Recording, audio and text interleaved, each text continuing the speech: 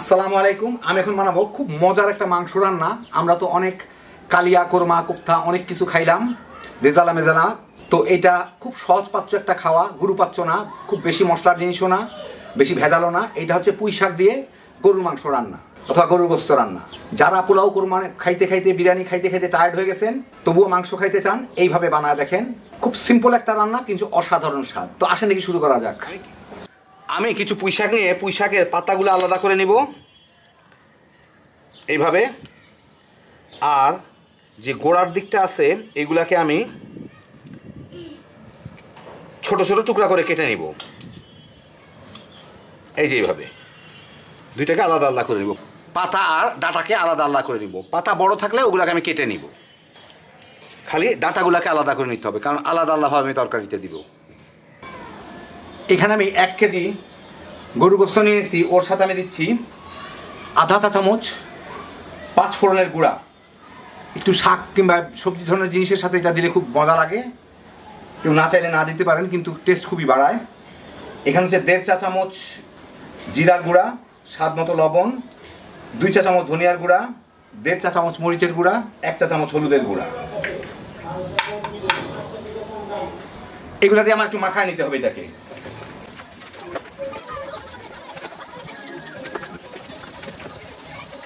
তো ভালো মতো মাখায় নিলাম। এখন আমি রান্নাটা শুরু করি। আমি চুলা একটা কড়াই গরম করে তার মধ্যে 2 টেবিল চামচ সরিষার তেল দিব, 2.5 টেবিল চামচ দিব, 2 টেবিল চামচের একটু বেশি। আর পেঁয়াজ ভাজতে হবে। তেলটা গরম হয়ে গেলে এর মধ্যে আমি 1 কাপ পেঁয়াজ দিব, এরকম চিকন চিকন করে পাতলা পাতলা করে কেটে রাখছি। ওগুলা দিয়ে আমার পেঁয়াজটাকে একটু লালচে হওয়া পর্যন্ত ভেজে নিতে হবে।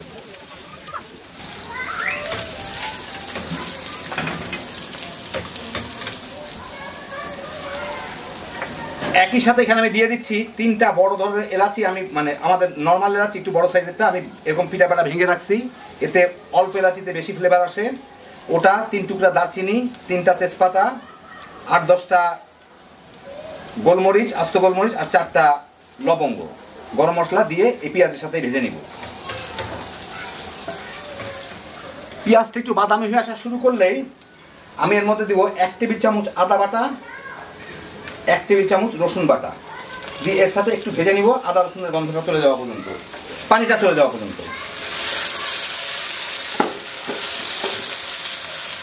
এই মিনিট খানেক হইলে তারও কম লাগবে সময়। এই আদা রসুনটা একটু ভাজা ভাজা হইলেই, আধা মিনিটের মতো বোধহয় লাগলো, আমি মাংসগুলা দিয়ে দিব এর মধ্যে।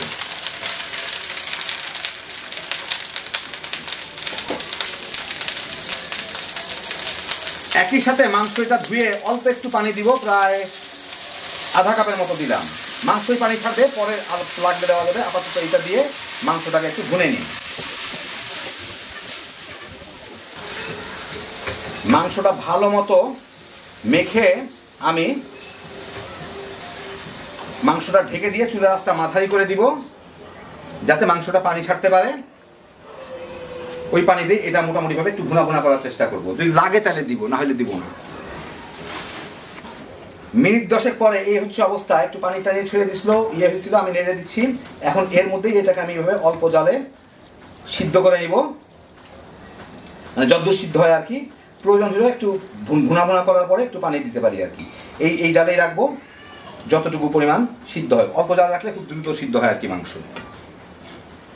প্রায় আধা ঘন্টা পরে দেখেন এই অবস্থা, ঝোল টোল সব শুকায় গেছে। এখন আমি এতে একটু তেলের মধ্যে এটাকে একটু ভেজে নিব, ভুনে নিব। আর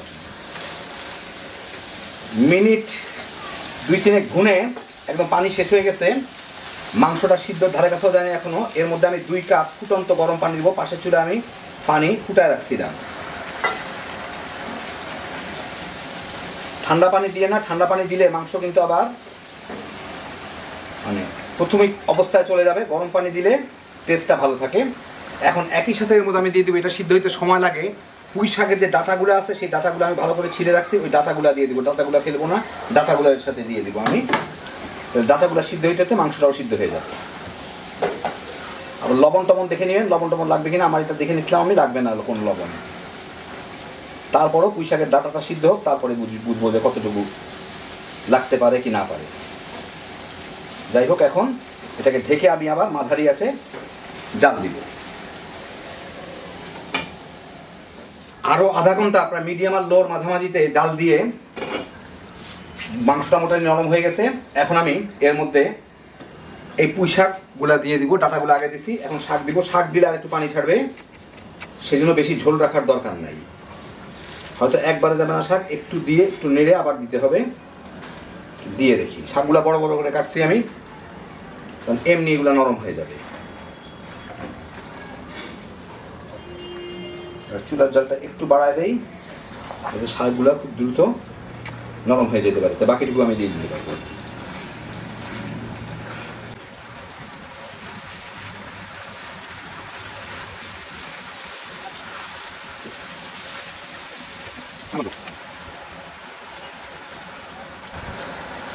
আমার মাংসটা বেশ নরম হয়ে গেছে, সেই জন্য আমি এইভাবে মিশাচ্ছি। যদি মাংস নরম না হইতো তাহলে শাকটা দিয়ে একটু ঢাকা দিয়ে রাখলে কিন্তু শাকটা নরম হয়ে যেত।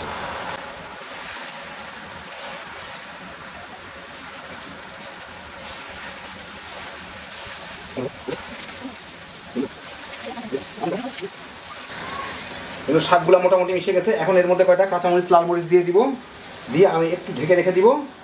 ঢেকে রেখে দিলে এটা মোটামুটি হবে। এই 2-1 মিনিট, তার মধ্যেই এটা সিদ্ধ হয়ে যাবে। আমি জালটা একদম কমায় দিচ্ছি, একটু পানিও সরিয়ে দিবে। 2-3 মিনিট পরে দেখেন যথেষ্ট পানি ছেড়ে দিচ্ছে পুঁই শাকগুলো সিদ্ধ হয়ে গেছে। এখন আমি আর কিছু করব না, অন্য কোনো মশলা, গরম মশলা দিব না, কারণ শাকের সাথে খুব একটা খাইতে ভালো লাগবে না। কেউ চাইলে দিয়ে নিতে পারেন। আমি চুলাটা বন্ধ করে আপনাদের এখন আমি বেড়ে দেখাচ্ছি। ঝোল টোল এটুকুই আছে, এরকমই থাকবে, একটু টেনে যাবে, কোনো অসুবিধা নেই। চুলাটা বন্ধ করে দিই আমি। কেউ চাইলে শাকটাকে আরও বেশি সিদ্ধ করে নিতে পারেন, তাতে শাকটা একটু কালো হয়ে যাবে, খাইতে খুব একটা ভালো লাগবে না। যার যার রুচি মতো যে করে নেবেন, যতদূর দিয়ে সিদ্ধ চান। তো এই দেখেন হয়ে গেল আমার দারুণ মজার পুঁই শাক দিয়ে গরুর মাংস রান্না, গরুর গোস্ত রান্না। খাবারটা খুবই রিফ্রেশিং, খুব বেশি মশলাও না, মুখ টুক জড়ায়ও আসে না। একই সাথে মাংসও পাইলেন, সবজিও পাইলেন। খাইতে যে কত মজা একবার বানায় খেলেই বুঝতে পারবেন। গরম ভাতের সাথে তামা তামা করে খায় ফেলাইতে পারবেন। হ্যাঁ, বিজোসের একটা আইটেম, খুব সহজ, যে কেউ বানায় ফেলাইতে পারবেন। আল্লাহ আপনাদের সবাইকে ভালো রাখুন, সুস্থ রাখুন, নিরাপদে রাখুন। ইনশাল্লাহ বেঁচে থাকলে আবার দেখা হবে। আল্লাহ হাফিজ।